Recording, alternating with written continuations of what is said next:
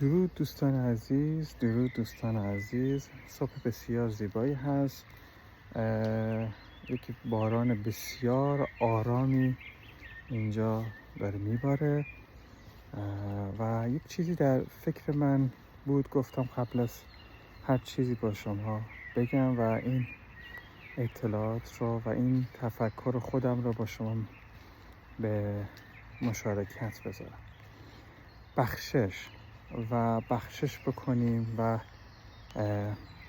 گذشت بکنیم و گذشت داشته باشیم، ببخشیم و بگذاریم.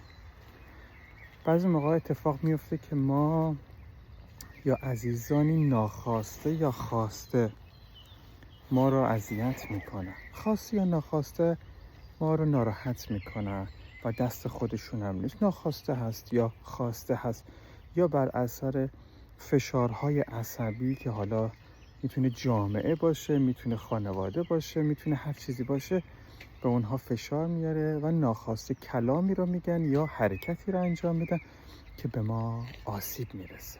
پس ما باید ببخشیم.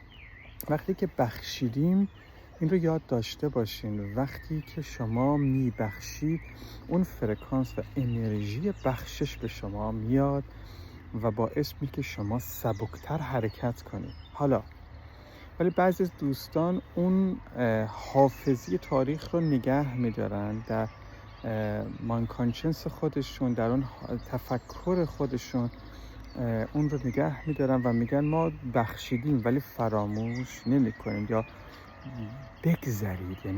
یعنی ما این رو اینگونه من بگم، یعنی ما هم ببخشیم هم فراموششون بکنیم، نه که به یعنی اون اشتباه رو فراموش بکنیم و در این حالت باعث میشه که هم ما سنگین نشیم، هم اون فرکانس یا اون موج فرکانسی که از اون عزیز به ما در حال رسیدن بوده و رسیده رو ما از خودمون باز داریم و این باعث میشه که هم ما راحت‌تر به اوج برسیم، به فرکانس های بالا برسیم و راحت‌تر و اون رو در تفکر خودمون خالی کنیم. یعنی اگر هم در اون حالا بگیم تفکر و مانکانشس خودمون داشته باشیم، اون رو خالی کنیم، این باعث میشه که تفکر ما راحت‌تر و راحت‌تر حرکت بکنه و اون در اون تفکر خودمون ما سبکتر باشیم.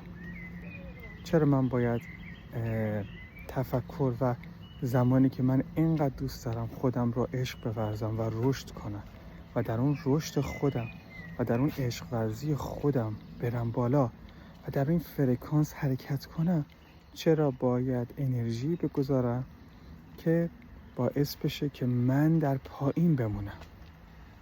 پس تا میتونید همدیگر رو ببخشید و فراموش کنید و وقتی که این حرکت انجام میشه خیلی زیباست. اگر در گذشته هر کسی یا عزیزانی به شما بدی کردن، گذشت داشته باشید، ببخشید، روش زیاد فکر نکنید.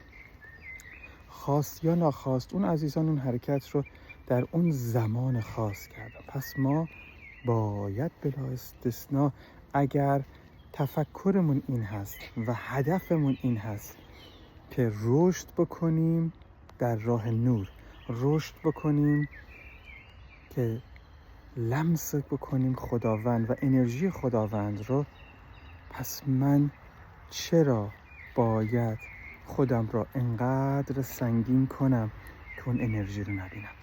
پس با هم یاد میگیریم. شاید اوائل سخت باشه، شاید سخت باشه برای بعضی از دوستان، ولی یاد بگیریم که هم ببخشیم، هم گذشت داشته باشیم و لذت ببریم در کنار هم بودن. سپاس از اینکه گوش دادید.